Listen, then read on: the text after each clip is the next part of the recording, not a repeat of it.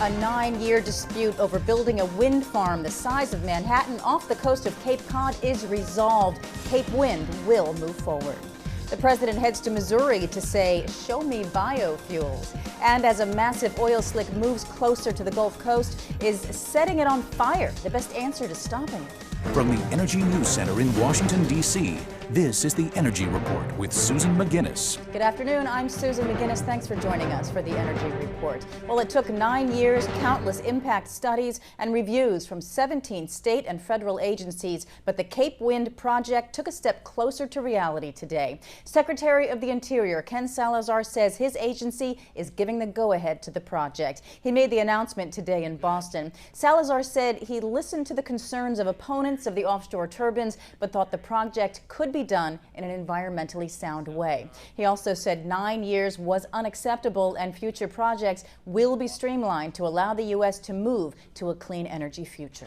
Cape Wind will be the United States' first offshore wind farm, supplying clean power to homes and businesses in Massachusetts while creating good jobs here in America. This will be the first of many projects up and down the Atlantic coast, which I expect will come online in the years ahead as we build a new energy future for our country. Turbines for the Cape Wind project will be built by Siemens of Germany. The project has been at the center of heated debates for years in Massachusetts. Many protested the project, saying the turbines would obstruct the views of Nantucket Sound. The late Senator Ted Kennedy was among those who spoke out against the project. Also, Native Americans in the area protested, saying turbines would obstruct sunrise ceremonies. Secretary Salazar did scale back the project from 170 turbines to 130, and he ordered studies to be conducted to make sure Native American artifacts are not disturbed while erecting the turbines. Opponents of the project say they will fight the decision in court.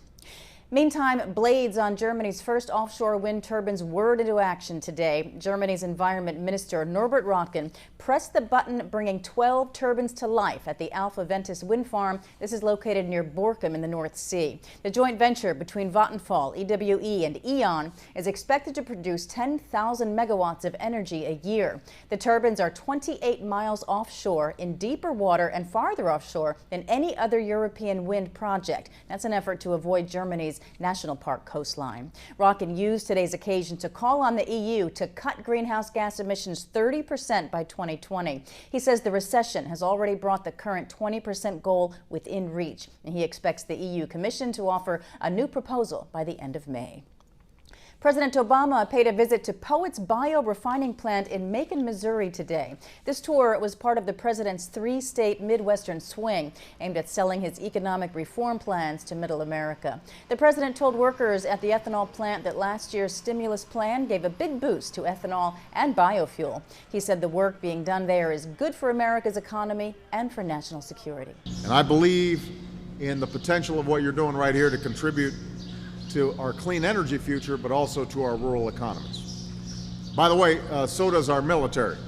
Some of you may have seen just last week, the Navy tested a fighter jet, which was named the Green Hornet. It is the first plane ever to fly faster than the speed of sound while running on a mix of half biofuel. I actually saw the plane myself when I visited Andrews Air Force Base, and I have to say it's pretty cool. So there shouldn't be any doubt that renewable, homegrown fuels are a key part of our strategy for a clean energy future. The Poet plant in Macon produces 46 million gallons of ethanol a year. Most of it goes to St. Louis and Palmyra, Missouri. It also produces 94,000 tons of CO2. Much of that is sold to soft drink companies. Well, after recent interviews on Letterman and The Daily Show, Lisa Jackson appeared before a tougher crowd today in Washington. The EPA Administrator talked about U.S. dependence on foreign oil during a nearly 4-hour hearing before the House Energy and Environment Subcommittee. Jackson warned that if Congress nullifies EPA's endangerment finding, there would be no legal basis for a federal greenhouse gas emissions standard for vehicles. Also, both Democrats and Republicans asked her about EPA's potential greenhouse gas regulation of stationary sources. Jackson repeated she prefers legislation over regulation, but given the recent delay in the Senate climate bill, she is moving forward with the regulatory process. I certainly support the fact that legislation is going to have to deal with the tricky question of how to deal with competing state and federal standards and try to harmonize all that, which is why I believe we have to have a legislative solution. But I also have to say that in the interim, I believe I have to follow the law. And I believe very strongly that the Supreme Court decision wasn't a, if you feel like it, it was EPA must make a finding. And everything we've done since making that finding, and in fact even leading up to it, has been about trying to ensure that the Clean Air Act unintended consequences are minimized. And with a nod toward President Obama's stop today at the biorefining plant, Jackson also highlighted the final renewable fuel standard she signed 2 months ago. She says once the standard is fully implemented in 2022, the rule will significantly reduce U.S. oil imports. The Coast Guard says it's making a last-ditch effort to stop oil that's leaked from the oil rig disaster from reaching environmentally sensitive marshlands on the Louisiana coast. It's going to try to burn some of the oil floating in the Gulf, now about 20 miles off the coast of Venice. Crews will contain an area with fire-resistant booms, then ignite the oil. But this presents another problem. New Orleans could be right in the line of the fire's smoke path. About 42,000 gallons of oil a day are said to be leaking from the blown-out well where the Deepwater Horizon exploded and sank last week. The decision to burn some of the oil comes as cleanup crews start running out of options. Submersible robots have tried without success to activate a shut-off device that could halt the flow of oil on the sea bottom, 5,000 feet below. BP says work will start tomorrow to drill a relief well to relieve pressure at the site, but that could take months. Oil from the slick is expected to reach land sometime late Friday. Reductions in emissions from coal-fired power plants and the transition to cleaner diesel fuels and engines is paying off when it comes to cleaner air. This is coming from the American Lung Association out with its annual State of the Air report. It says levels of deadly particle and ozone pollution are down in eastern and midwestern U.S. cities, including New York, Pittsburgh, and D.C.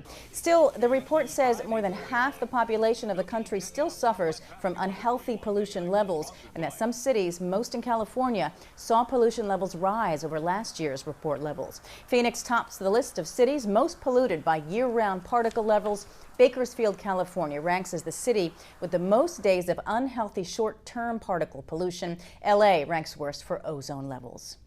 Sempra Energy will pay $410 million to settle federal and state claims that it overcharged California on electricity contracts signed during the 2000 and 2001 energy crisis. The settlement ends a decade of legal battles. Sempra owns San Diego Gas and Electric and Southern California Gas, which were sued for alleged wrongdoing during the crisis when energy prices soared and the state suffered rolling blackouts. In 2006, Sempra agreed to pay $377 million to settle claims that it manipulated natural gas supplies during the crisis to drive up prices. Let's take a look now at some goings-on around the Beltway tomorrow, 9:45. Members of Congress, conservationists, and Alaska Natives are meeting for the Arctic Refuge 50th Anniversary Campaign Kickoff event at the House Triangle.